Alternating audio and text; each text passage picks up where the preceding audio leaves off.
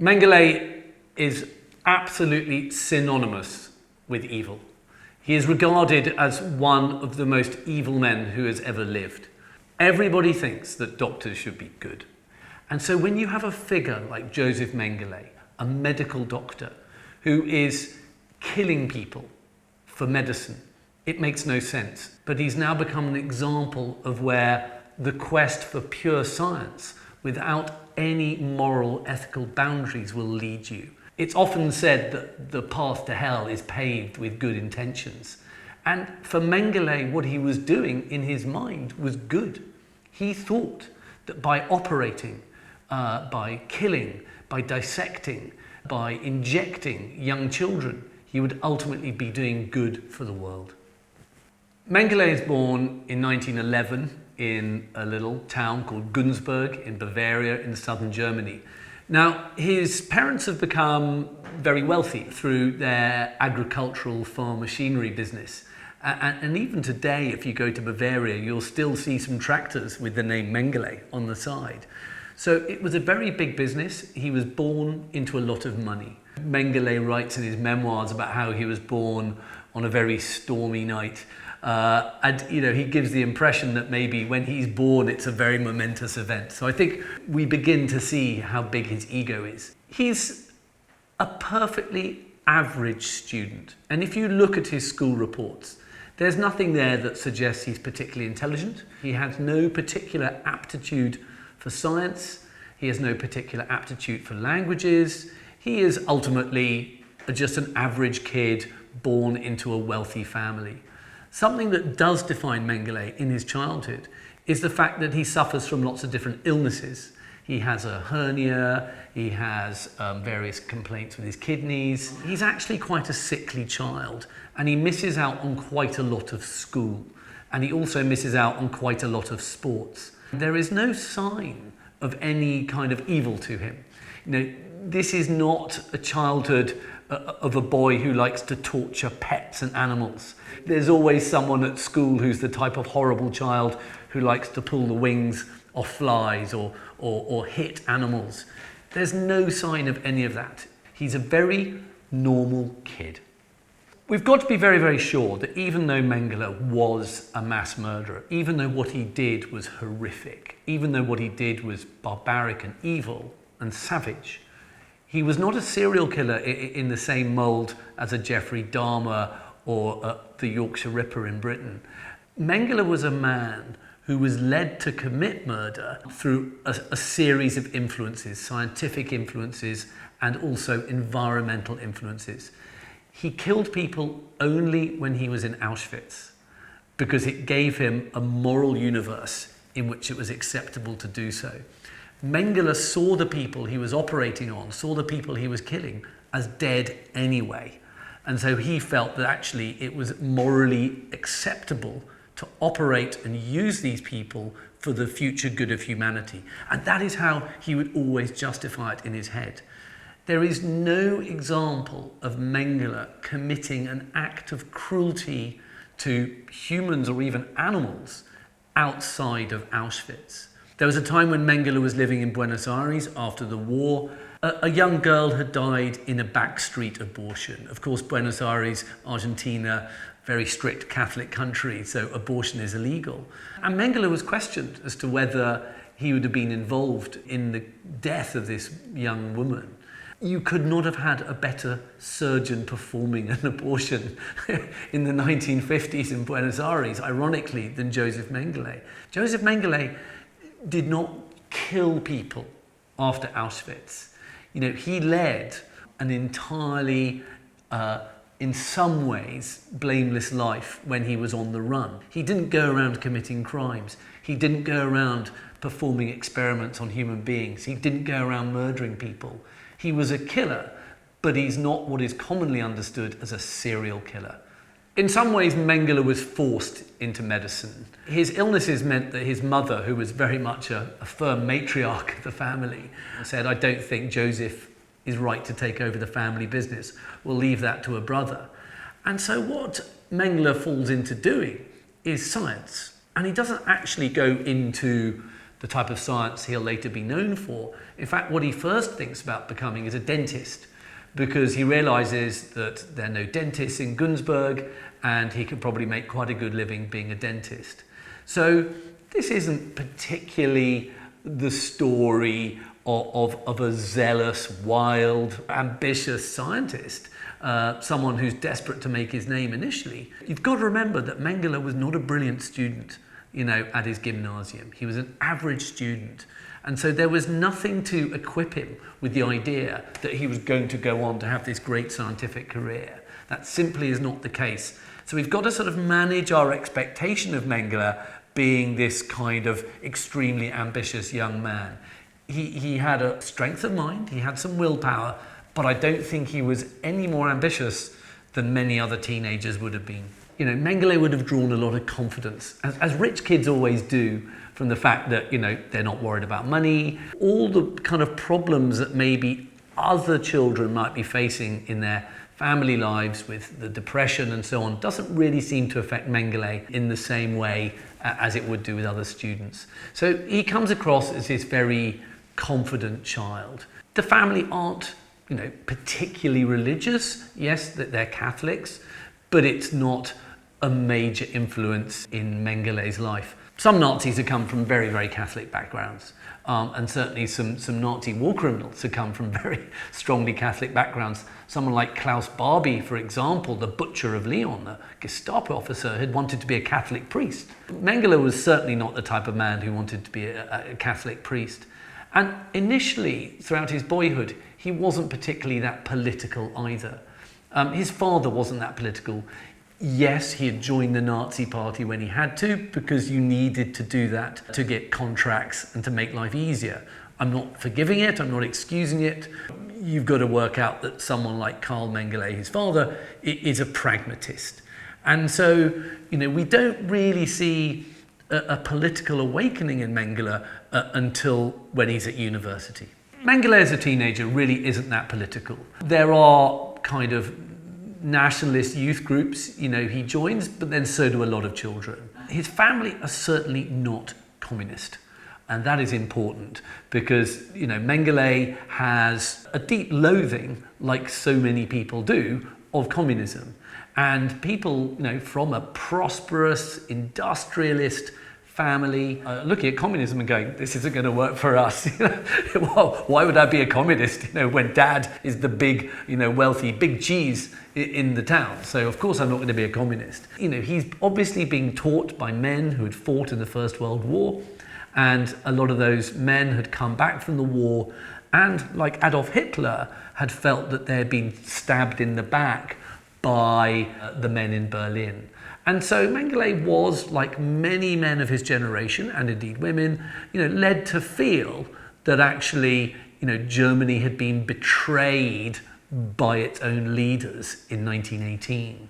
So all this is going into the cocktail of Josef Mengele's mind, but you've got to remember that this is happening to millions and millions of other teenagers in Germany at the same time. So we must be really careful to make sure that we recognize that there's nothing in Mengele's childhood that makes anybody or a psychiatrist go, there's something wrong with this kid. The fact that there's nothing strange about Mengele as a child, the fact that there's nothing strange psychologically, the fact there's nothing weird about his background, and yet he then goes on to do the things he did, for me that's more chilling. If he was the type of child who was abusing animals, was abusing people, and then goes on to murder people, you can see the graph, you can see the pattern. With Mengele, it's just, he's a normal boy. And then he goes to Auschwitz, and it's very, very wrong, very wrong. And why does that happen? If there's nothing psychologically particularly that makes him a murderer in his childhood or in his early 20s, what is it that happens? What is it that happens? He only really starts becoming political when he's at university, and he sees a march of communists going through the town in Bonn, and he's standing on a bridge looking at them, and he says to his friend, we know what we've got to do. Now, you might think that the first thing that Mengele does is join the Nazi party. He doesn't. He actually joins the Stahlhelm, the steel helmets, which is a much more kind of paramilitary organisation than the Nazi Party. So it's important to remember that Mengele does not become a Nazi, in 1933. He wasn't one of the original Nazis. In fact, he was very much a newcomer to the Nazi Party. The terrifying thing about Josef Mengele is that really, until he walks through the gates of Auschwitz, he is an ordinary man. What has made him go from one extreme to the other? There's a very well-known expression called "what happens in Vegas stays in Vegas." And of course, it's a kind of, trivial, jokey thing about the fact that when people go to Las Vegas, they behave in ways that they never normally would behave at home. They misbehave. There's this kind of little island in which their moral universe is completely different. Their compass has gone in a different direction. And we see that in Auschwitz. I'm not trivializing it, because in Auschwitz you get the Las Vegas effect in an absolutely huge and horrific and evil way. Men like Mengele and all the other doctors there knew what they were doing was wrong. They knew it. Deep down, they knew it, because they'd been brought up in a Christian ethical system. That was what influenced them in a way that influences many, many, many millions of people around the world. You don't go around killing people, just for research. And yet in Auschwitz, you could do that. And so, in essence, it was what happens in Auschwitz stays in Auschwitz. When it's over, people like Mengele don't go around killing anymore. Mengele was not like Eichmann. He really didn't have a fixation on genocide. Yes, he was anti-Semitic in the way that so many others were, but he wasn't obsessed with killing all Jews. Mengele finishes at high school just with acceptable grades, and he decides he goes to Munich to read dentistry, because he thinks he can make a good living back in Günzburg being a dentist. He's not going to run the family firm. His brother will do that. When he arrives in Munich, Mengele is initially down to read dentistry. Very shortly after he arrives, he decides to change to medicine. And this is just a really key moment in his life, because the world of medicine in the 1930s in Germany is very, very different to the world of medicine today. It's really important to recognize that medical thinking in the 1920s, 1930s, in Germany, Britain, the United States, all over the world, was informed by this idea of eugenics. This idea that there were enormous differences between every racial grouping on planet Earth. And actually you could improve people by making sure they didn't mate with people outside their own race. There was also this sense that some races were better than others. It was racialist. There was this idea of racial hygiene, that races should be pure, there should be no what's called miscegenation. There should be no intermarrying between black people and white people, between Chinese, Asiatic people and white people. It was considered that by doing that, you would make races less hygienic. So that is something that Mengele is brought up with. He's also brought up, and what he's exposed to at university, is this whole idea that medics aren't really there to treat individuals. They are there to treat groups of individuals, and actually they're there to treat nations. German medicine, especially in the 90s and 20s, thought that the health of the nation was more important than the health of each individual in it. Today, modern health services are very keen on making sure that individuals are healthy, no matter what diseases or congenital defects they have. In Germany, even before the Nazis came to power, there was a lot of thinking that said that if you have something wrong with you, if you have a congenital defect, you shouldn't be allowed to reproduce. And indeed, this whole idea that if you have one person who's got something wrong with them, it's a bit like having cancer in a human body. And so Mengele is exposed to these ideas of racial hygiene, eugenics, the health of a nation, sterilization of people who have congenital defects. These are very, very, very disturbing ideas. from today's perspective. But when Mengele was at university, he was being exposed to them and he was brought up with that thinking. You've also got to remember that what's going on in Germany is also going on in the United States. It's going on in Britain. There's a eugenic society in Britain. There are people being sterilized in the United States. There are people being sterilized in Germany. Let's not think that what's going on in Germany is unique. And let's not think that the thinking that Mengele is exposed to is exceptional for the time. It's just that in Germany, there's a much stronger sense of the health of the nation, and that you should cut out anybody who is not going to contribute to the health of the nation. So this is one of the things that's going to take Mengele to do what he does in Auschwitz. It's this idea that there are inferior human beings racially, and there's this idea that there are inferior human beings in terms of their health. Ideally, in Mengele's eyes, you want to get rid of those human beings. And the nicest way to do it is to breed it out, okay? But the way that happens is actually you kill it. It was Hitler who looked at what was happening in medicine and politicized it. The Nazi movement was basically called politicized biology. Medicine had got to that before Hitler had. So when Hitler did come to power, so much of the medical world in Germany regarded him as a hero, because he was going to put into practice what they were wanting to do as medics. And Hitler carried that to the extreme. And so Nazism is effectively applied biology. That was what it was called. It was considered the ultimate expression of what's known as social Darwinism. It's the survival of the fittest and therefore the eradication of the weakest. Now, you might apply that if you are breeding pigs or cows. Are you really going to apply that morally if you're going to breed human beings? Do you want your kid to be the one who's sterilized or put to death because he's got autism or a tic? That's what we're looking at here. That is the thinking that Mengele is brought up in. What's extraordinary when you look at Mengele's academic record at university, and he went to quite a few universities, is that he went in to do a medical degree. And while he was doing his medical degree, he did a doctorate, a PhD in anthropology at the same time.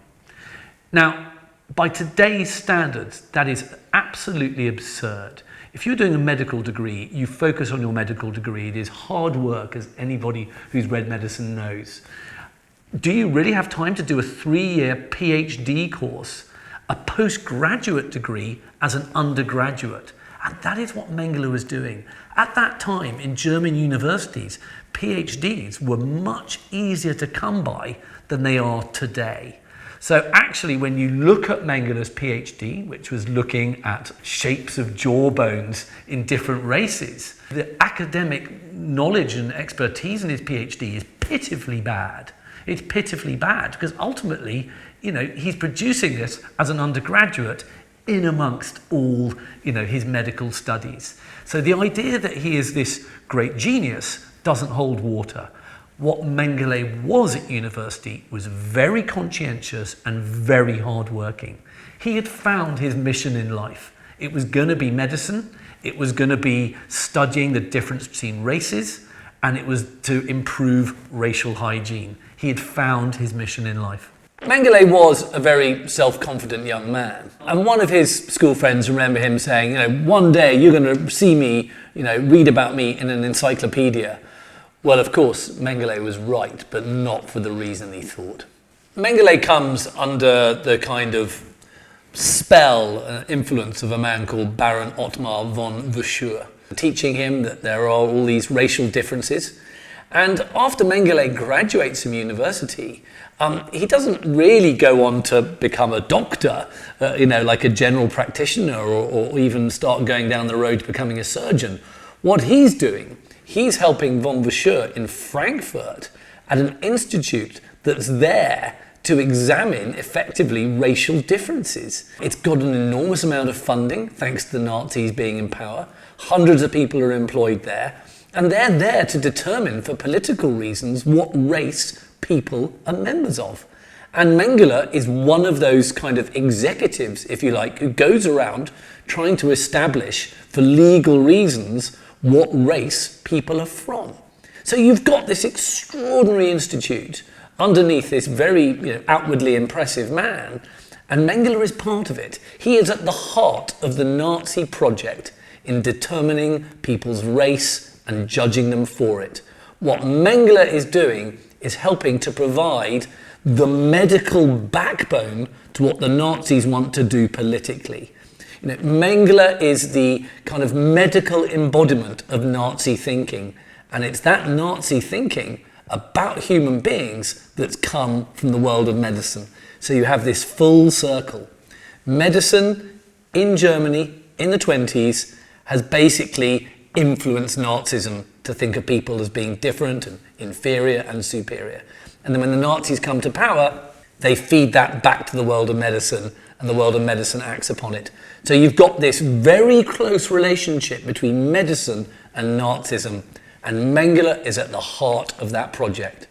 Mengele's big mentor, von Verschuur, was absolutely obsessed with twins. He wanted to look at them for genetic and hereditary reasons, and he even gave a lecture in London in 1939, shortly before the war, looking at research upon twins from the time of Galton, the founder of eugenics, to the present day. So the fact that there was an audience in London in 1939 for this type of eugenic thinking shows that this isn't just restricted to Germany. But Mengele was absolutely a product of von Verschuur. Why are people like von Verschuur and Mengele so interested in twins? I mean, there's nothing actually specifically evil about being interested in twins for medical reasons. Twins are very useful for medicine because a set of identical twins are born with exactly the same genes. But why is it that maybe one twin will go on to develop cancer in later life and the other twin doesn't? If that is the case, you therefore know that that is an environmental factor producing it and not a genetic factor. And medicine finds it very useful comparing the lives of twins in different environments, because it's through that you can establish whether some diseases are caused more genetically or whether they're caused environmentally. Mengele and Verschuur were absolutely obsessed with twins.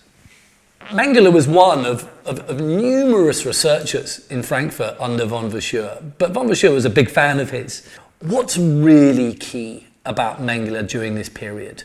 It is not the fact that he has any form of brilliance. He's an incredibly hard worker. And this is something that we'll see at Auschwitz. He completes a PhD while he's a medical student. He then goes on to become a very, very conscious employee in Frankfurt. He works incredibly hard. Ultimately, one of the things that made Mengele the man he became, the terrible man he became, was his capacity for hard work. He was so driven, and he worked as many hours as he could find, and he does that to a horrific extent in Auschwitz. Von Verschuur was part of that tradition now in German medical thinking and thinking elsewhere, that there were different grades of races, and right at the top were the Aryans. This idea wasn't Hitler's idea. This was the ideas taken from anthropology and medicine, and these were ideas that the Nazis took, and these were the ideas that people like Mengele and Verschuur were furthering. It's absolutely no accident that the single greatest profession represented in membership of the SS were medics. 7% of SS officers had a medical background. It's extraordinary. Mengele is not necessarily the most kind of militaristic person. You've got to remember, he was quite a sickly child, and he wasn't really that brilliant at games and at sports, and he was often ill. And typically membership of the SS was drawn from those boys who were very physical, very tough, very physically dynamic. Mengele was not like that. And so when he joins the SS, actually it's a bit of a surprise, because he doesn't look like the classic SS man. Even physically doesn't look like the classic SS man. He's of average height, he's very dark, He's got a slight abnormality with this big gap between his two front teeth. So he's not like the classic physical specimen that you would expect, in the master race of the SS. But of course, the reason why he's doing it is for professional advancement. He does realise as he gets older and he matures in his 20s that actually, yes, this link between Nazism and medicine is, for him and many other medics, a very virtuous loop. So joining the SS is a natural result of that. What's really important to remember is that Mengele's politics were secondary to his medicine. Medicine does come first for Mengele rather than politics. It's helpful for Mengele, of course, that the political system in charge, Nazism, totally suits his medical thinking, because Nazism has borrowed from medical thinking to a murderous extent. Mengele falls in love with a young lady called Irene.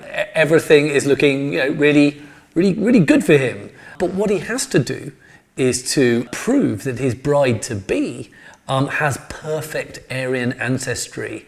And so she goes through her family tree, and the SS researchers go through the family tree, and they find one of her ancestors can't prove his own lineage.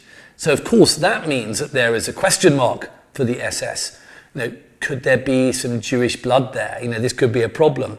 So what couldn't happen when Mengele and Irene got married was for their marriage to go into the kind of formal SS book of marriages. Their marriage was recognised by the law, but their marriage wasn't technically recognised by the SS. Now, this is obviously a bit of an insult. If you think you are an SS man, you want to have everything perfect in the way your life is managed in terms of the SS. Now, he must have loved Irene, because if he had turned around and said, well, look, I'm sorry, you're not proven racially pure, I better find someone who is. Mengele, was happy to sort of work within the system and the kind of play it allowed. If Mengele was completely politically driven, no way would he have married someone who couldn't prove her ancestry. So it does show that he's actually not as politically motivated as some other members of the SS would be. For some, they would go, no, I can't marry you because you can't prove your ancestry back to 1750. So goodbye, sweetheart. Not for Mengele. No, he married her even though she couldn't prove that she was racially perfect. It's under the Nazis that you start seeing people being killed and sterilised for being defective. This is the most horrific expression of medicine that has ever taken place. The idea that you have to cure a group of people, in this case the nation, the German nation, by cutting out the diseased members of the nation. So that person has got a congenital heart complaint, that person's got a tic, that person's got autism, that person has got cerebral palsy. They no longer deserve to live. And this is the idea that if they do live, if they reproduce, if their genes get transmitted, that's going to weaken the population. So for the good of humanity, for the good of the nation, you kill them. It's very simple. In the same way as you had a cancer on your arm, you would kill that. You would chop it off, throw it away. This is the ultimate, brutal, horrific logic that these paths take you down. And Mengele, whether he had direct knowledge of the euthanasia program, and it's likely he did, but would have seen this as a perfectly acceptable way of doing good for humanity. Kill people for the good of people. It's the ultimate inversion of what medicine should be. The T4 program operated very secretly. The Nazis knew that it was morally wrong. You cannot say to a parent, I have killed your child because they've got cerebral palsy. I've killed your child because they've got Tourette's. And that was what was happening. Even children and adults with quite minor problems were being sterilised and murdered for the good of the German people. And of course, when the death certificates come in, they don't put down, murder as the cause of death. Something else is put down, like pneumonia. The Nazis kept it hidden because they knew that the population, if it was really aware of what was going on, would not accept it. If you swear allegiance to Hitler, especially if you're a member of the SS, then your oath is the Hitler oath and not the Hippocratic oath. And therefore, you will kill. And that will be the right thing to do rather than to save life. It's a total inversion. And Mengele was part of that. Mengele joins engineering battalion. He's a junior officer. And he's also the medic with his unit. Now, he has not got a lot of experience of surgery. And so he is basically learning how to operate in the toughest conditions imaginable, i.e. the Eastern Front. He even writes back asking for someone to send him a kind of surgeon's handbook. But even though we don't know that much about Mengele's experience on the Eastern Front, what we do know is that he seems to have performed extremely well. He wins ultimately both the Iron Cross second class and first class. There are reports in which it says that he attended to people really well and very bravely. He would risk his own life to help others around him. And what we can also be extremely sure of, because he was part of the 5th SS Viking Division, is that he would have witnessed atrocities. And he would have witnessed and known about a lot of atrocities. This is an SS division going around slaughtering Jews. This is going around hanging partisans. This is performing some of the most savage and bestial acts you can imagine. And they were happening very much by units associated with Mengele or even by his own unit. What we don't know is specifically whether Mengele took part in any of these actions himself. I think that's unlikely, but there's no doubt that as it does to lots of people, the experience of war really brutalized Josef Mengele. But when he comes back from the Russian front, what we've now got is another component that will make Mengele do the things he did in Auschwitz. We've seen that he's been influenced by the ideas of medicine such as eugenics, racial hygiene. He's been influenced by anthropology, which is what his PhD was in, on racial difference. And he's obviously aware of the fact that it is acceptable under his government to kill people who are defective. So that's enough to send you on a pretty murderous path. But then you send someone with that philosophy into one of the most violent fronts that's ever been in any war, and you put them into all that violence and atrocity, you're brutalizing them. So you're now adding a really, really dangerous mix of things. Twisted thinking and violence. Where's that going to lead to? When Mengele returns to the Russian front, why we're not too sure, but he's considered no longer fit for frontline duties. He goes to go and see his old friend and mentor von Verschuur, who is now running the Kaiser Wilhelm Institute in Berlin. Now, that institute is, again, like so many of these institutes that are mushrooming under the Nazi rule, it is there to look at genetic and hereditary differences between people. It's there to explore the difference between races and to research all this kind of twisted medical thinking. Now, there's an opportunity for Mengele at this place.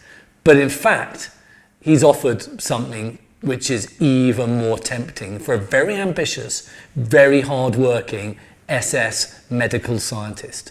That's to go to this camp all the way east in occupied Poland. It's a camp called Auchwitz-Birkenau, and it's there that people are taken to be worked and to be worked to death. But what's also going on at this place called Auschwitz is some medical research. Because what German doctors have realized is that this environment is going to offer huge opportunities to study humanity, but to study humanity without any moral breaks at all. With no moral limits, you can do what you want.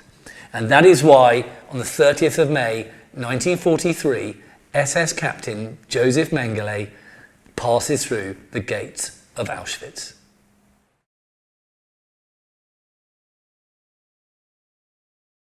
SS Captain Josef Mengele walks into Auschwitz for the first time in May 1943. Now, what does he find there? By the time Mengele arrives in Auschwitz, it is a very well-established, huge concentration camp. But it's not just a concentration camp, it's also a death camp.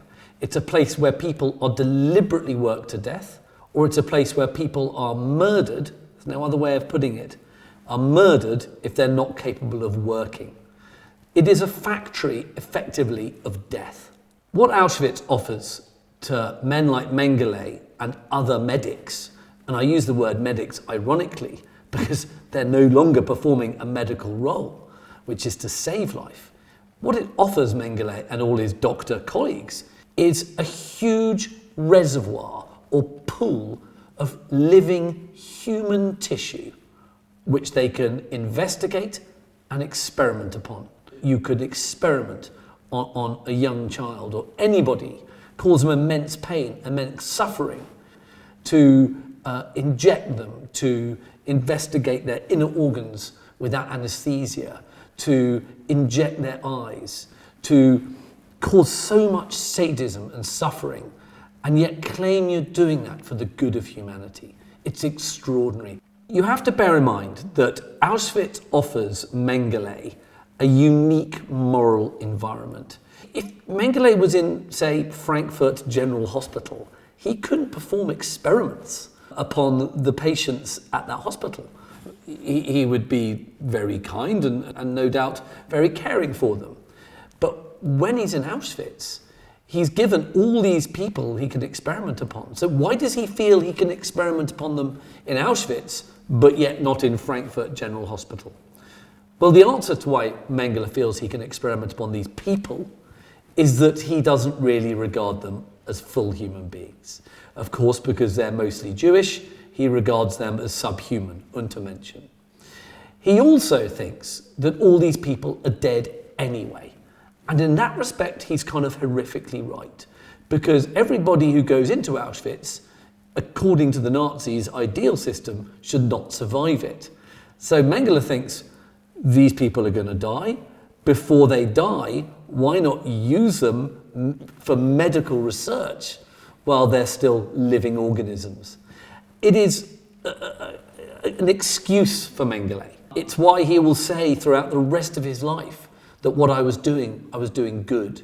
You know, these people were going to die. It's why he will say throughout the rest of his life, I was doing good. You know, these people were going to die. I used them before they died. So in that respect, they're helping the rest of humanity. And I, the great Josef Mengele, am helping humanity as well.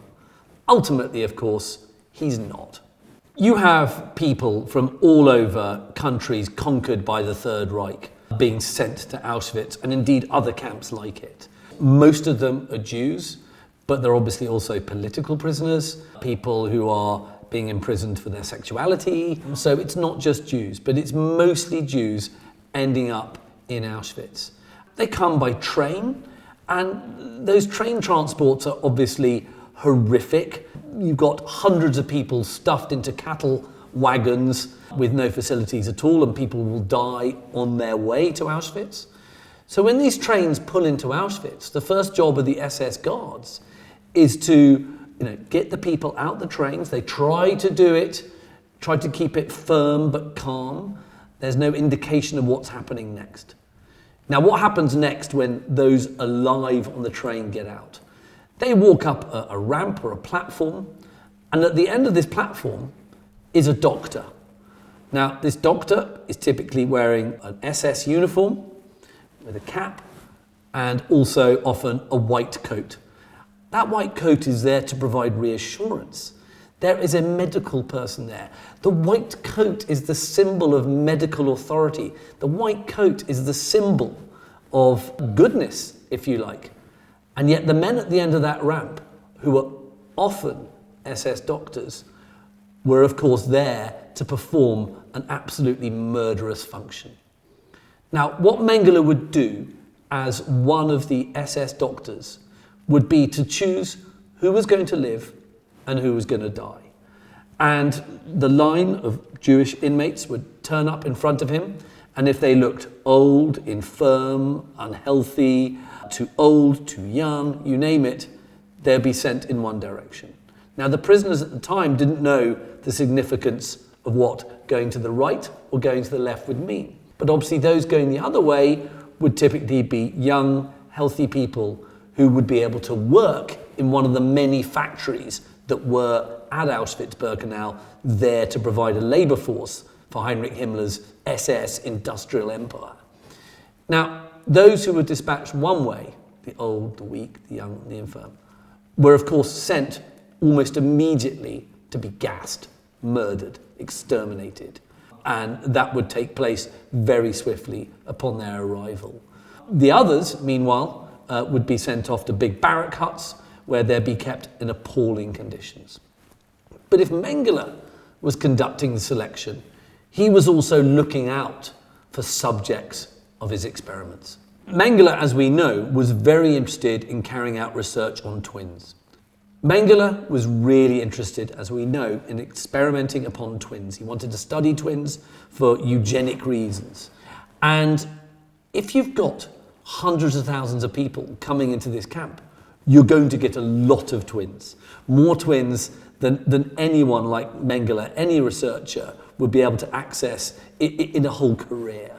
And of course, what you've got in Auschwitz are not just lots and lots of twins, but you've got lots and lots of twins who you can experiment upon. You can do what you like to them. You know, these are laboratory rats in Mengele's eyes. He has no more empathy or sympathy for these people than most scientists do if they're experimenting upon a rat in a laboratory. And that is exactly the relationship that Mengele has with these people. Sometimes, with the subjects of his experiments, he could be kind, in the same way as I expect a scientist who performs research on animals can probably be quite affectionate to some of the animals, but ultimately they're causing the animals pain and they're going to kill the animals. And that's Mengele. He's basically performing vivisection on human beings. Mengele has this very ambivalent attitude towards the Jews. On the one hand, he is totally bought into the Nazi racial thinking that they are in some ways subhuman, they deserve to be destroyed, they're not quite human beings. But he also acknowledges and says that actually they are as sophisticated, as brilliant, as capable as Germans, and this is why they represent such a threat to the Aryan race. And that's why they need to be extinguished if Germany is going to prosper and survive. Because ultimately, the thinking that Mengele has been brought up with is that the Jews are like an infection. They're like a bacillus, is the word that's always used. And all scientists respect a deadly virus. And that's the respect that Mengele has for the Jews. Not really as people, but as a virus, but as a disease, and a disease that has to be fought. It's really important to stress that Josef Mengele was not doing every selection in Auschwitz. It's really important that we respect and listen to anybody who is at Auschwitz. Their testimonies are, of course, vital, and they're vital for the world to know them. But too often we hear that every selection was seemingly carried out by Josef Mengele. We really have to stress that he can't have done every single selection. And so too often, some of these survivors have understandably confused memories. They were very young, often when these selections took place, and too often people say to them, well, you must have been selected by Josef Mengele, right? Because he's the most famous doctor in Auschwitz. There were lots of doctors in Auschwitz carrying out the selections. What we do know is that Mengele performed them with a lot of keenness, a lot of alacrity, and he may have done more than his fair share. But let's get away from the idea that he's doing every selection. And what I think we also need to get away from the idea is that Mengele was impossibly handsome, always whistling some tune by Wagner, and had this very dark, weird glamour to him. I think this is something that's been conjured up by kind of movies and things like that. Mengele was a reasonably ordinary-looking man. He wasn't particularly tall. He was an average guy in many ways.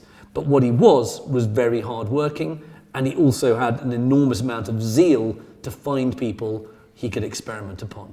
What makes Mengele have, until he walks into Auschwitz in May 1943, have a reasonably unremarkable scientific career, a good and brave career as a soldier, a medic soldier on the front line. He wins the Iron Cross, so he's brave. And suddenly he walks into Auschwitz in May 1943, and suddenly there's this complete moral inversion of a man who's gone from being essentially no crime attached to him to suddenly being one of the worst criminals the world has ever seen. What is it that's led him to go bang like that straight into this, into being a murderer? There's no other word for it. Well, first of all, it's the culmination of all that eugenic thinking, that racial hygiene thinking, all that idea of racial difference. Then there's this idea that these people are dead anyway. Then he's got his ambition and this realization. He's got this extraordinary opportunity in Auschwitz to further his scientific career because he's got so much living human tissue he can appropriate and experiment upon. And then, of course, there's a part of Mengele that's also sadistic in nature. And I think this really starts to come across as he's in Auschwitz, because I can imagine, as with all people who kill people, the first one, it's often said, is the hardest. And the more you kill, the easier it becomes. And I think that's the case with Mengele. The more he kills, the more he can kill. And it becomes normal for him. And then, of course, you've got the fact in Auschwitz, all the other doctors around you are doing similar sort of work. So actually, all this is completely normalized. You know you can't do it in Frankfurt General Hospital or Hamburg General Hospital, but you can do it here in Auschwitz. It's allowed. So go on, do your best. And that's what leads him to do this.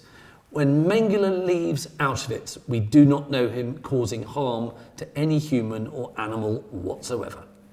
Mengele really makes a name for himself in the camp by eradicating a typhus epidemic in the gypsy section of the camp. It's horrifically overcrowded, all the huts are full of people with typhus.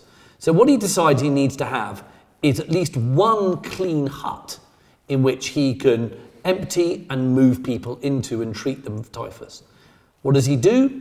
He empties one hut of 1,500 gypsies. Now, he doesn't send them off to be treated or cured, he just sends them off to be gassed. And it works brilliantly.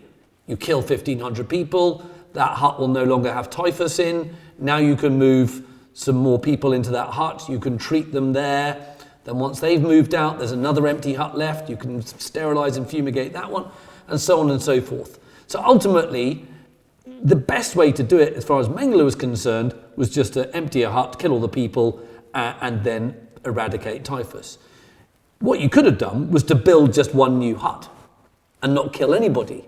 But no, for Mengele, easier just to kill 1,500 people than build one new hut. For his work on typhus in Auschwitz, he was given a medal. That's how brilliant, he was thought of. Part of Mengele's job wasn't just to experiment on people or perform selections. He also did have some form of medical function along with the other doctors. They were there to try and at least keep disease at check and at bay.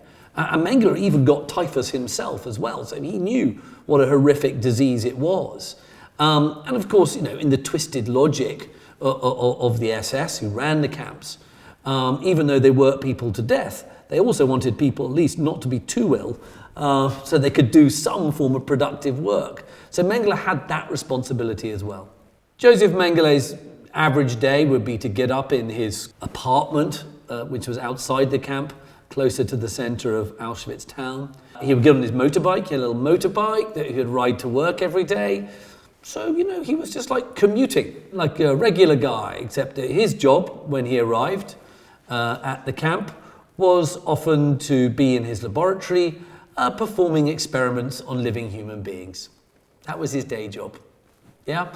And he also had some physicians recruited from the camp population who would help him. Obviously, they were forced to help him, otherwise they would die. And often his work would be very scientific, he saw it. So he would be taking twins and other people, and he'd be measuring them in certain ways, was to establish the difference between races. His anthropology PhD had been looking at the different shapes in jaw structures of different races. So in fact, you can see that his academic work was leading right into his day-to-day work in Auschwitz. Then, of course, he was also experimenting on people, and obviously, most horrifically of all, he was experimenting on young children, causing them immense pain, immense suffering, giving them injections in order to achieve what we still don't know today. Often people found themselves sterilized because of Mengele. And so he was carrying out effectively experiments on living human beings without any anesthesia. He was also looking at people with different colored eyes. He was very interested in what would cause that condition, heterochromia. That would be one of his experiments, would be to involve not trying to change eye color, because he knew that you couldn't change eye color, but was wanting to see, what sort of effects different solutions could have upon the eyes. It is still not known exactly what he was doing with eyes. He was also carrying out research into proteins. For that, he would have to draw a lot of blood. And enough blood to make people severely weak and, of course, make them more susceptible to illness and disease. And then, of course, what he was doing after he had performed experiments, he would often kill the subjects of his experiments by injecting chloroform directly into their hearts. And then he and the people he had recruited would then dissect these people while their corpses were still warm, and he would then package off all the samples, and they would be sent to the Kaiser Wilhelm Institute back in Berlin. So that's kind of his day job. Also, if he had time, if there was a big trainload of Jews coming in from somewhere like Hungary, especially in 1944, that's when Mengele might spend his evening going off to the ramp, where he would then select people to either to live or to die. So that might be his evening job. And then at the end of the day, he would hop back on his motorbike, head back to his apartment, have dinner, have a drink with his SS colleagues. That would be all in a day's work for Josef Mengele. At the weekends, there was this area called the Solar Hut. It was a sort of country hut above a river near Auschwitz. It was quite pleasantly wooded. A lot of Auschwitz itself was very marshy, very hot. And this was a place where the SS at weekends could go and relax, socialise, eat some sausages, drink some beer, talk to the female clerical staff. Of course, they're all members of the SS. And we see photographs of Mengele with the camp commandant and other officers having a nice time, having a bit of a laugh. For Mengele and his colleagues, life in Auschwitz became routine. It became terrifyingly routine. Murder was his job. I think Mengele actually surprised some of his fellow doctors by his casual sadism. One night it is said that he was having dinner with some of his colleagues, and they were arguing about what disease a certain young boy had. And Mengele was convinced it was one sort of disease, and the others were convinced it was another. And he got down from the dinner table and disappeared for maybe half an hour, 45 minutes. He comes back and he says, "Okay, you guys were right. I was wrong."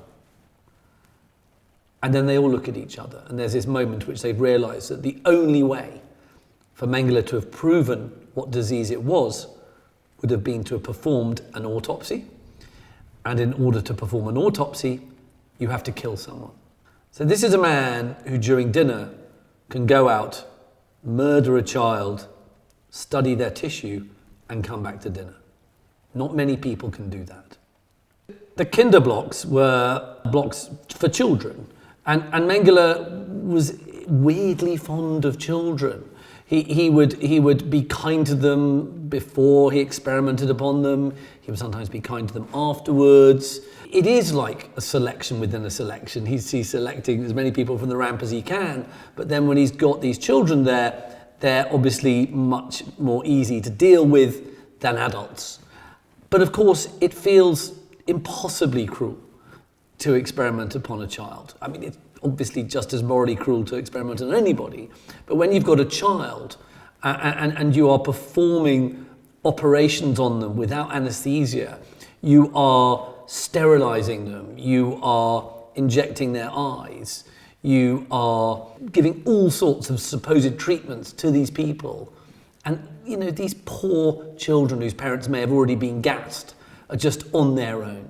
And at times Mengele could be quite sweet to these children. He could give them sweets, or he could just be kind of avuncular and quite pleasant. And there are some testimonies that suggest that he was, perfectly nice.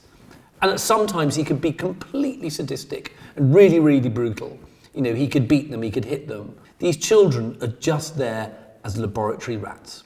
Mengele is often known as the angel of death, and frankly with good reason, in various letters written by previous inmates of Auschwitz to their families. And the name Mengele seems to be associated with death more than any other doctor in Auschwitz. And so this is where this nickname comes about. Why is it, though, that Mengele, of all the, say, 18 to 20 doctors working in Auschwitz, is the one who has this notorious reputation? There were plenty of other doctors there performing, frankly, equally evil work. So why is it that Mengele enjoys this reputation? Well, I think it's for one major reason. And the major reason is because he was so diligent, conscientious, and hardworking. And he experimented more than anybody else. And he carried out those selections, with zeal. And it was clear that what he was looking for on the selections were humans to experiment upon more than any other doctor. So he had that zeal. And there's one other reason why Mengele has this notoriety more than the other murderous doctors. It's frankly because he got away. He escaped. And that is part of the story and the legend of Mengele. In Mengele's eyes, he was working in an academic environment, an academic medical environment. He was making copious amounts of notes. What he had also done was to commission an artist, an inmate artist in the camp, to draw pictures of various diseases, disfigurements, because he thought that these illustrations, which we can still see today, were better than colour photography at that time. And in that respect, he may well have been right. It was thought that these were going to end up in some book that Mengele was going to produce about the various abnormalities he was studying. So his notes, such as they are, do not survive. He'd given them to a nurse as the Russians were approaching the camp, and apparently the notes got lost. So as a result, we don't have much of Mengele's academic research carried out in Auschwitz, but frankly, we wouldn't need it anyway. So much of his research was based on a faulty philosophy. So if you start researching with a faulty philosophy, your research is not going to have any scientific validity at all. People often ask, surely some of the research that people like Mengele was carrying out would have been useful for humanity. And indeed, some of the research carried out by the Nazis, murderous though it was, such as replicating high-altitude experiments, putting people into freezing water, and so on and so forth. Yes, it might be scientifically useful to see how long it takes someone to freeze to death in cold water. It's brutal, it's horrible, it's murderous, it's disgusting and repellent. But you can see how you might learn something from that. But what can we learn from Mengele's research? Frankly, nothing. Because the research he was carrying out was based on this idea that there were these huge genetic differences between the races. And of course, the irony is, as we now know, thanks to modern genetic science, is that there sometimes are more genetic differences within races than there are between them. So he was trying to prove something that simply was never there and was based ultimately on very faulty philosophy. When Mengele was experimenting upon twins, when he was looking at twins, when he was murdering twins, what he wasn't trying to do, contrary to popular perception, was to try and create a master race, make Germans more fertile and try to make more and more twins in order to further the Aryan race and the German race. Because of course Mengele well knew that if you want to work out why some people have twins and some don't, you actually want to study the parents and not the twins themselves. What Mengele was doing with twins is what many doctors are interested in, and that's to study the difference between disease acquired congenitally or environmentally. And twins are very useful for doing that. What he wasn't trying to do was to create a master race. And so you end up with all these stories of people in the jungle, South America, who might have been created by Mengele's experiments. It's all nonsense. What Mengele was doing was murderous, but it had some sense to it. The thing to remember about Josef Mengele was what he did was monstrous, but he did that within the framework of a relatively normal human being. He could be kind to some of the children. He could give them sweets. He could, it's said that he would sometimes give them a ride in his car. Whatever. So a picture emerges of Mengele as not someone who's kind of dripping with blood, being sadistic all the time to children and just sawing off their legs as they scream in agony. I mean, it's not something out of a kind of Hammer horror film. It is a horror, but it's a very sophisticated, cold and thoughtful horror that he's carrying out. And the reason why he's doing that is because he's got an enormous lack of empathy. And you can talk to many people who work in hospitals. And I've spoken a lot, researching my book, to medical friends, and they all say to me this. They say, there is a Mengele in every hospital. I'm like, what do you mean? What, someone who would murder people? And they go, no. It's someone who only cares about the body and not the person. And that is a function of some people, that they just don't have that empathy, yet they can still be really good surgeons, really good physicians, yet they don't really care about the person. And there is something about surgery, about the act of medicine sometimes, that is in itself violent. It's intrusive and violent. You're sometimes having to enter into someone's body, you're having to cut them, you're having to, take bits of them off. And so therefore it's a very, very violent act. And sometimes when you're a surgeon, you can't think about the person all the time because you're thinking about that bit of the body. We have testimonies by some of the people who worked with Mengele, which is how we know from people like Dr. Miklos Niezhli, who worked with Mengele. He wrote a book about being an eyewitness to Auchwitz. He was a Polish medic. So he tells us what Mengele was doing. And there are other people who survived who also told us what Mengele was doing. We don't have any raw data from Mengele. We don't have his medical notes. They don't exist. They were lost. We don't have footage of him going around on his motorbike around Auschwitz. There's a picture supposedly of Mengele at a selection, but you can't be sure it's Mengele. So, he does kind of live in the shadows at some point. There have been people walking around for many, many decades after 1945 who've been living with the physical and emotional and mental scars of being experimented upon by Josef Mengele. He didn't manage to kill everybody he was involved with. There are people who've been denied having a sex life. There have been people who've been denied having children. There have been people who will have nightmares every night about what he did to them. And even though we can try to explain what made Mengele the man he was, and you can explain it in terms of science, in terms of his personality, there's always going to be something we do not understand about Josef Mengele.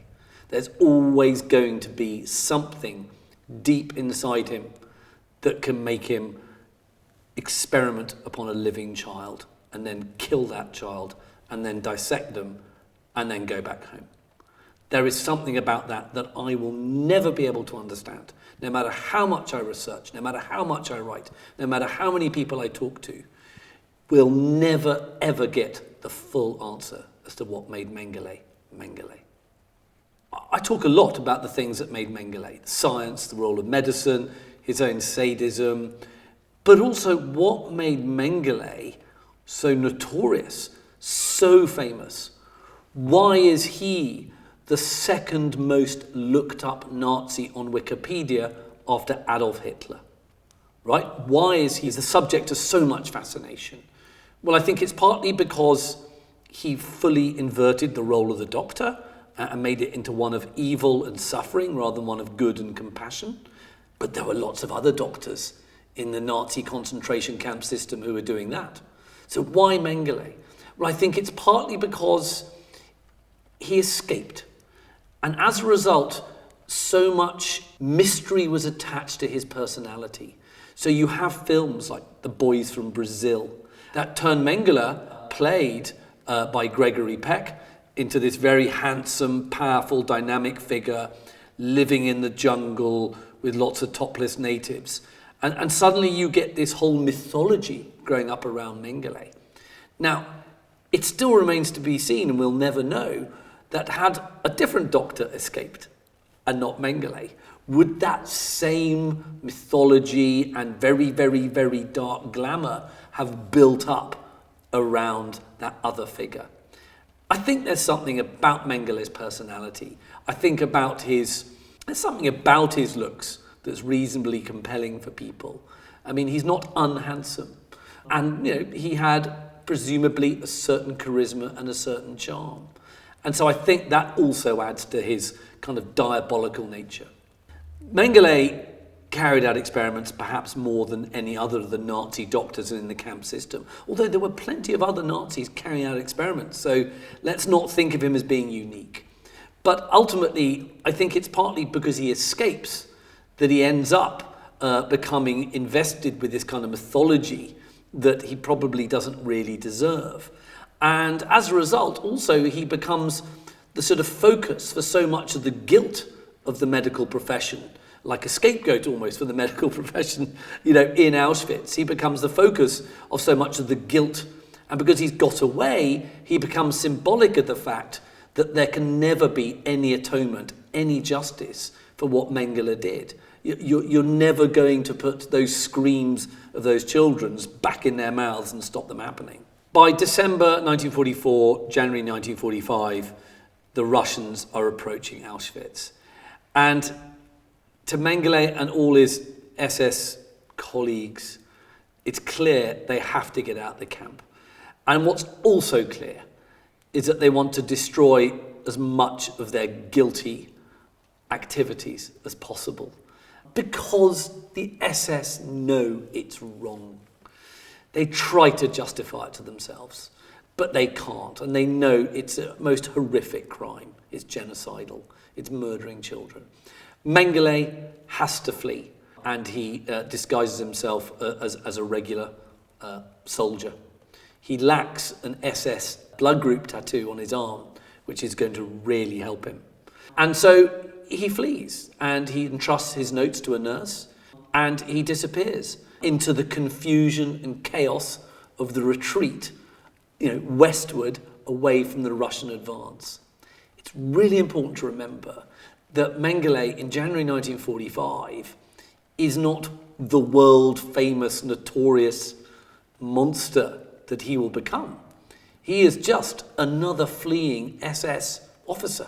He is one of many, many medics who've worked at Auschwitz, and indeed he's one of many, many SS men and officers who've worked there as well. So he's just one of a lot of people. When Mengele flees from Auschwitz, he's very worried about what's going to happen to his notes. He gives them to a nurse for safekeeping.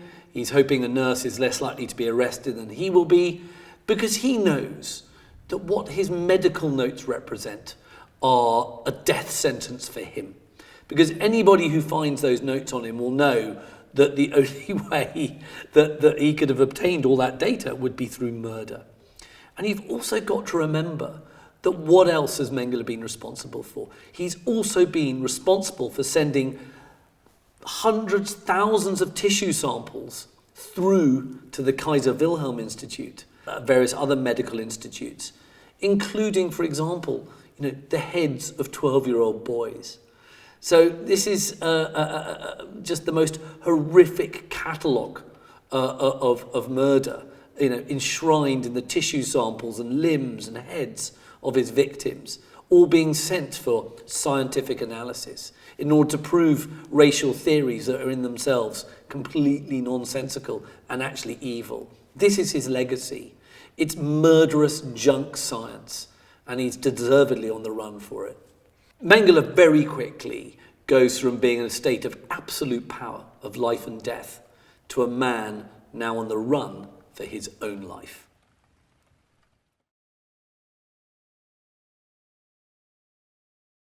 Mengele leaves Auschwitz on the 17th of January 1945. Now, he has been in a position of absolute power, life and death. And now he's escaping. He is worried for his own life. And he doesn't know initially what to do. He's panicking. And he decides to disguise himself as a regular German army officer medic. And why can he get away with doing that? Because surely all SS men have a giveaway blood group tattoo on their arm. Mengele decided never to have one. He didn't think there was any point in having it. And so that's why it's very easy for him to say he's not a member of the SS. Now, what he does, he ends up joining a regular army unit. And the officer in charge is very suspicious of who he is, because he changes his name every time he speaks to him. And sometimes Mengele says, oh, my name is Josef Mengele, not Mengele. I mean, it's that amateur. So there's no definite plan put in place. There's no kind of special, Odessa-like organization that's instantly helping Nazis in January 45 to escape. And so he spends the next several weeks attached to this unit, which is kind of stuck in a no man's land in between the Russian forces and the American forces. But eventually the unit is captured and it's taken to a prisoner of war camp.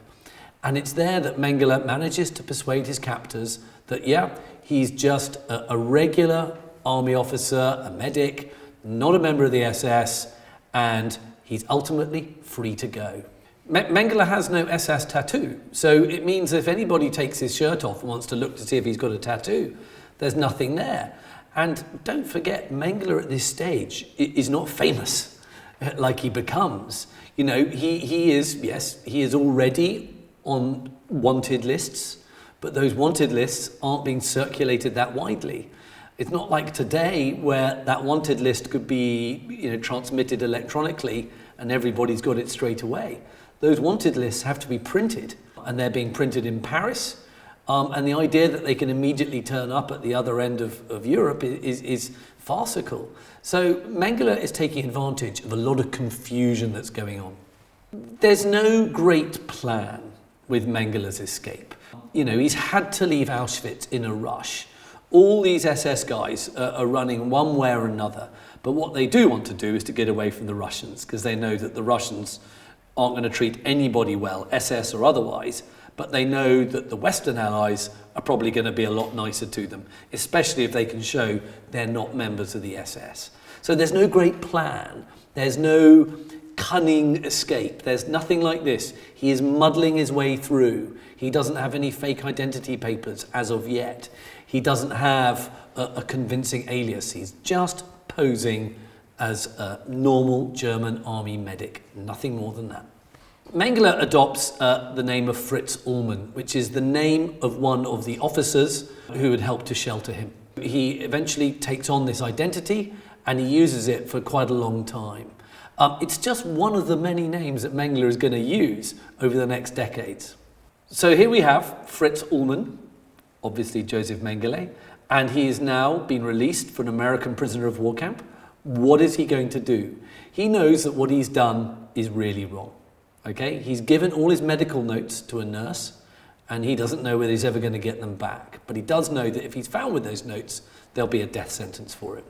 What he does, it's somewhat unclear, but what we do know is that he makes his way to a town called Donauwörth, and where he gets in touch with an old friend who says, I can help hide you, and he eventually ends up on a farm in Bavaria, near a place called Mangolding, and it's there that he's going to stay from 1945 to 1948.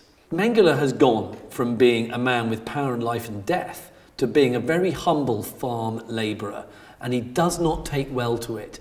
The people sheltering him, they're well aware of the fact he's not just some normal farm labourer. He doesn't come from peasant stock. It's clear that he's very well educated. It's clear that he comes from a well-off background, and he has airs and graces that give away the fact that he is someone other than who he is. Now, don't forget, there are a lot of men like Mengele with guilty secrets hiding themselves around Germany all the time.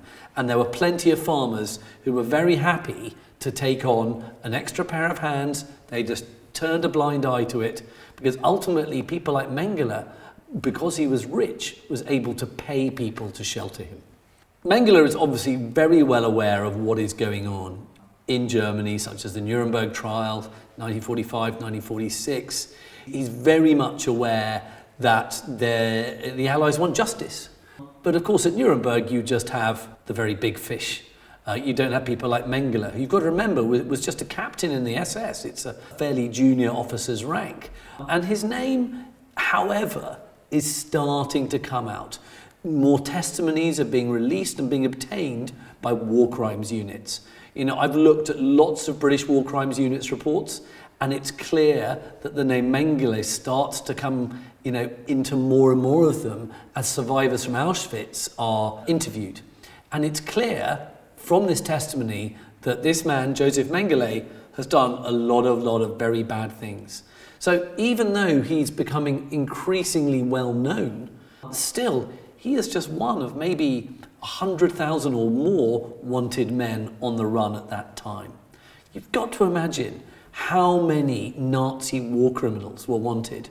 I've got the book, the actual facsimile copy of all the war crimes and security suspects. Now, Mengele is in there, but the book is that thick, and it's got about 200 names on every page. By 1948, Mengele is starting to get very worried. The Russians are beginning to say, we really want to find this guy. And so he's becoming very much aware that he's a wanted man. He's also seen a report about some of his activities in Auschwitz that was reported in a newspaper. And so he knows that, the heat is on, if you like. And also, he's getting fed up of what he's doing. I mean, he's working on a farm. This is beneath the mighty Josef Mengele. He's also having occasional meetings with Irene, his wife, and they're going very badly. And it's absolutely clear that his marriage is over. So he's thinking, why am I staying here on this farm in Bavaria? This is not a life for me.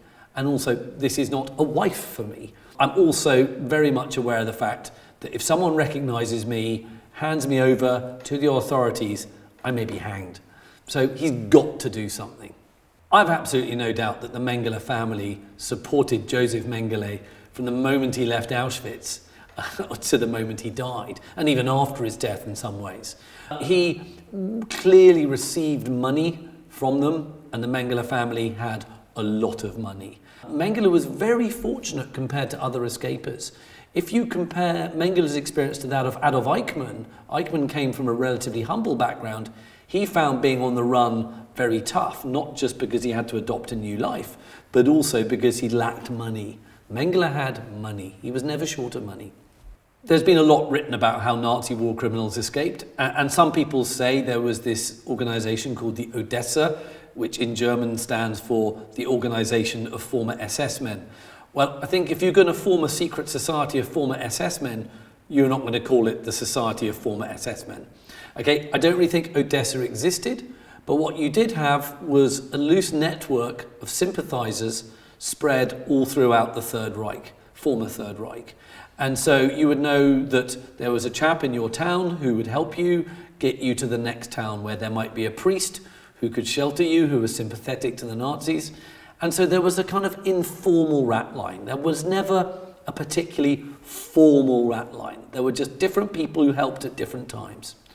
And Mengele took advantage of this. There's been a lot written about how Nazi war criminals escaped, and some people say there was this organization called the Odessa, which in German stands for the Organization of Former SS Men. Well, I think if you're going to form a secret society of former SS men, you're not going to call it the Society of Former SS Men.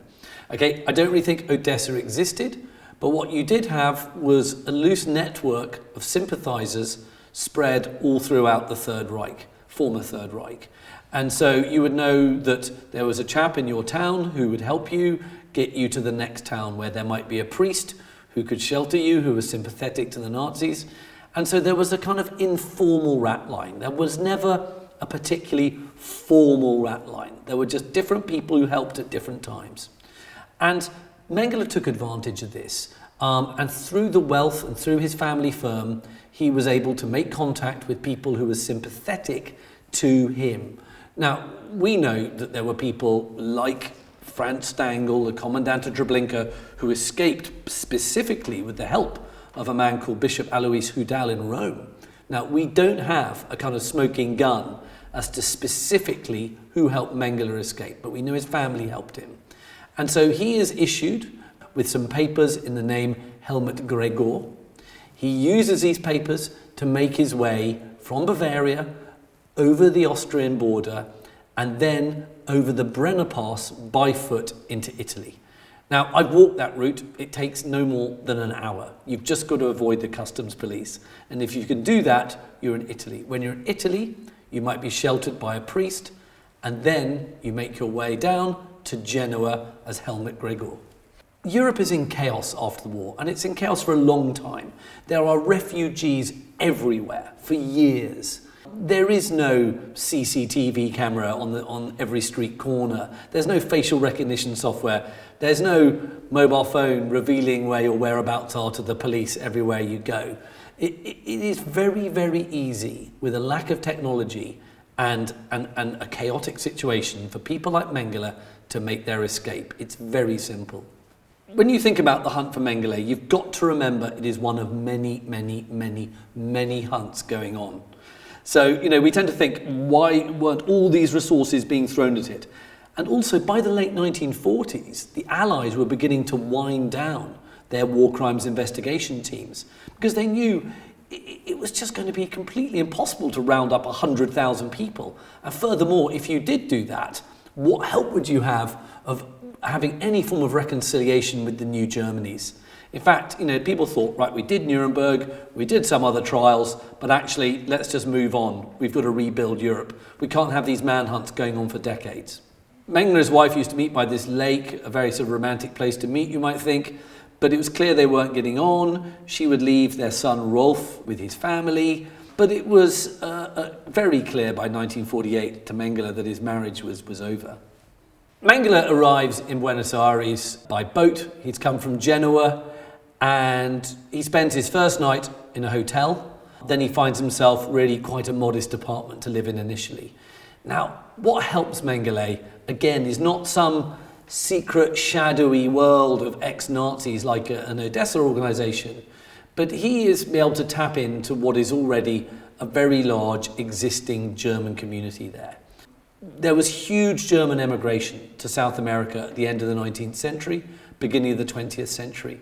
So this is one of the reasons why so many German Nazis escape to Argentina, is because they know there's a big community that they can tap into, they can do business with them, they can find sympathy amongst that community, and yes, there are quite a few other Nazis kicking around the streets of Buenos Aires. Argentina not only has this very hospitable German community that's going to take in all these German refugees like Mengele, but it's also got a government that's actively assisting former Nazis to come to its country. Under Juan Perón, Argentina was effectively a fascist state. It had only declared war on Germany 1 month before the end of the conflict. It was very much pro-Nazi in its outlook. And Juan Perón thought, well, hold on, the Americans and the British and the Russians, they're all trying to get former Nazis to do rocket programs and other forms of scientific research. What's the difference? Why can't I have some of these Nazis in my country? They're pretty useful guys. Some of them are very technical. Some of them are very professional people. They're going to help the Argentine economy. Why can't I have them? He had a point. Buenos Aires was the most favoured retirement destination for your former Nazi, if you like. Some of them went to the Middle East as well. But basically, Buenos Aires and South America generally was politically sympathetic. It also looked a bit like home. If you go down to Patagonia and towns like Bariloche, they look like the Austrian Alps. They look like southern Germany. They're very gemütlich places. So a German could feel at home there. I've spoken to former SS men who escaped to Argentina, particularly one called Erich Priebke, a Gestapo captain, didn't have a lot of money, and he'd said to me directly that there was no Odessa helping him. There was no one giving him a fistful of money when he arrives at Buenos Aires docks. You know, he had to look out for himself, and he said, I wish there was an Odessa. It would have been really helpful. Mengele had his own private network, effectively provided by his family. There were business contacts over in South America. They already knew a lot of people over there, and Mengele found it very easy to tap into contacts, wealth, business opportunities. He was able to establish himself very, very quickly in Buenos Aires, unlike so many other Nazis. Mengele had never really bonded with his son, Rolf. He had hardly really got to know him. And the very few times he had met him after the war, Rolf was said, this is your uncle, as a feeble means of disguise. His relationship with his wife had completely broken down, and indeed she would sue him successfully for divorce quite soon after he arrived in Argentina. So, he is on his own, his marriage is over, his life in Europe is over. He is ready to start again in some ways. He's not happy about it, he is bitter about it, and it's that bitterness that will inform his kind of emotional temperament for the many, many decades to come. I find it astonishing that if you were in Buenos Aires in the 1950s, it was crawling with Nazis. And, if you really wanted to go and hunt Nazis, just go to the ABC Cafe in downtown Buenos Aires, this German bar and restaurant. And there, I kid you not, you might have seen Josef Mengele and Adolf Eichmann having a drink together. Now, they weren't best friends. I think they met each other only 3 times. They didn't get on.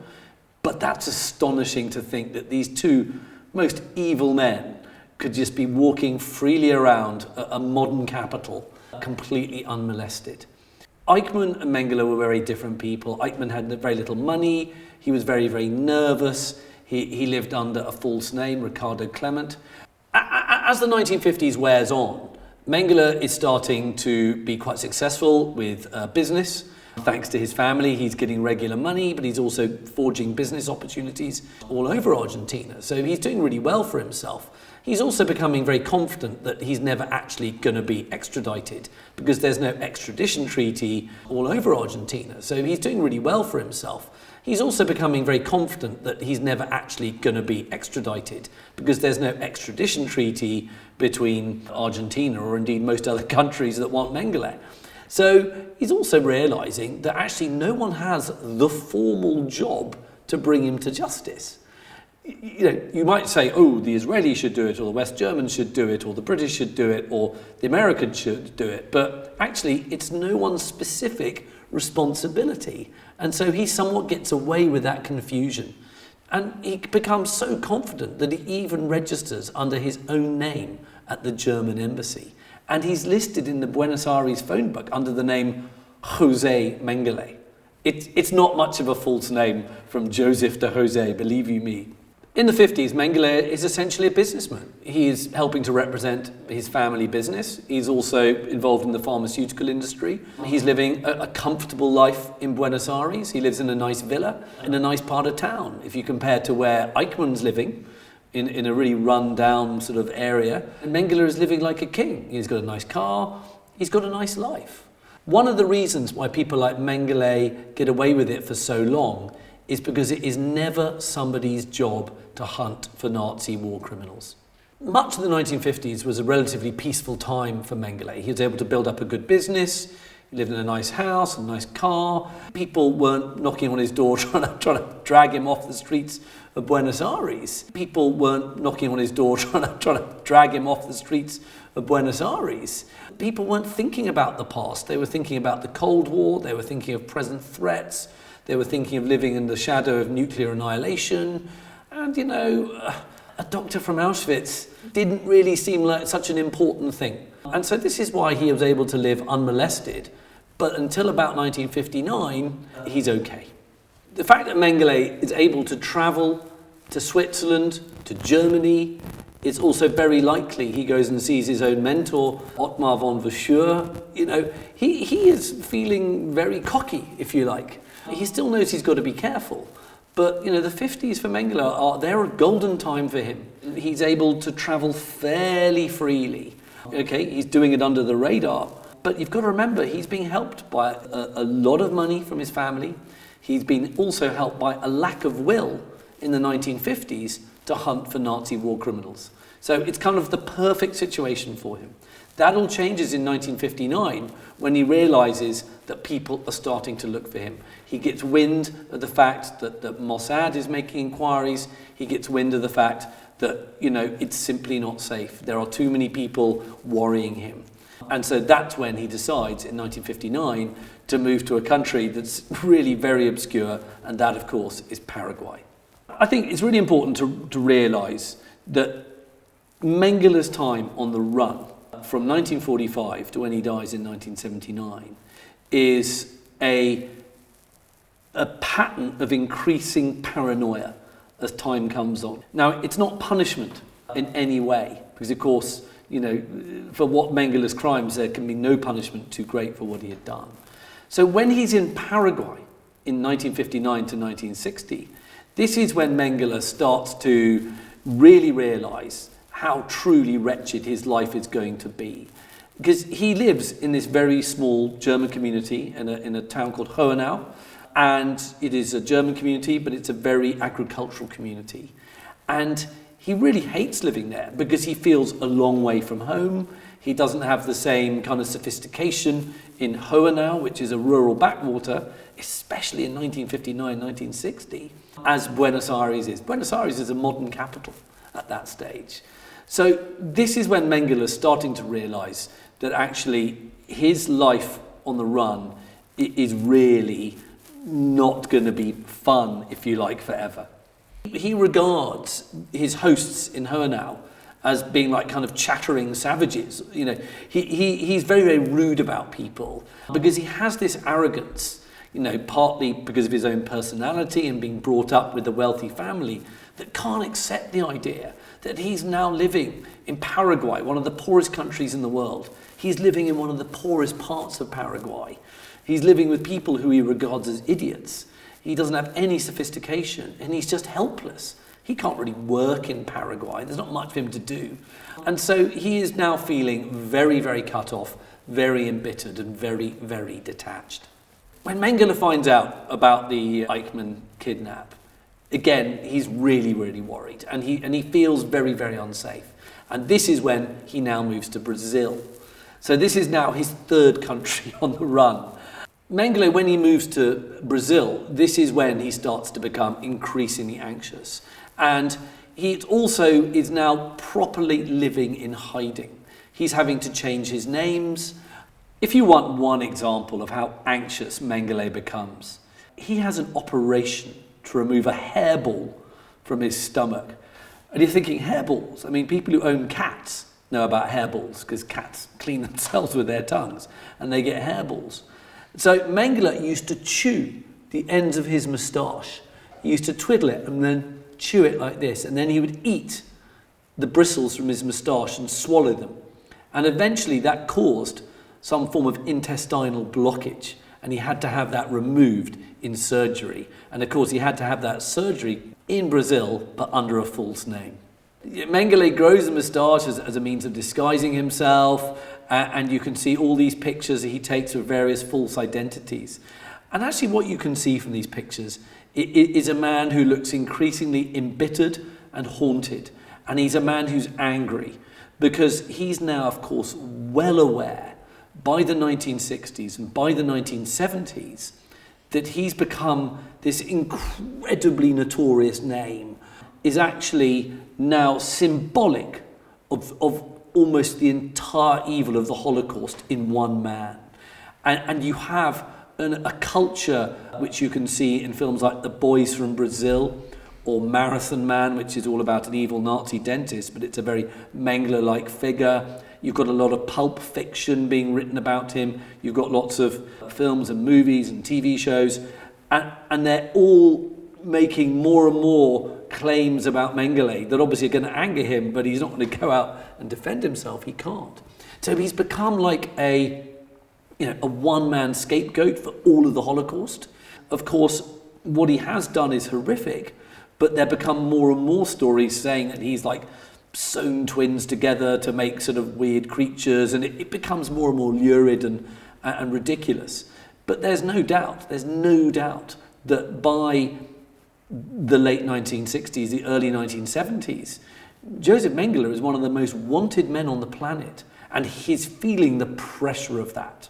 And that's why he does things like, gets hairballs. That is why he gets more and more angry. That is why he becomes an increasingly embittered man. And so when Rolf, his son, does go to visit him, this in many ways is a very unsatisfactory meeting, because Rolf, of course, has been brought up in the new Germany, and he's well aware of the fact that his father is a monster. And of course, Rolf has still got a love for his father, but he, of course, has utter hatred for what his father has done. And so you have these exchanges when they meet, in which Mengele is constantly trying to justify himself and saying, but Rolf, you've just been infected by the ideas of youth and all these trendy new ideas. Mengele still has the same mindset of the old racial eugenicist Nazi to the day he dies. When Mengele dies on Bertioga Beach in 1979, he is not a changed man. All those years on the run, you might have thought, would have caused him to have another look at what he had done, to maybe in some way atone or some way to explain what he had done. But of course, he never did. He defended his actions until the day he died, because he always was a committed, racist old Nazi.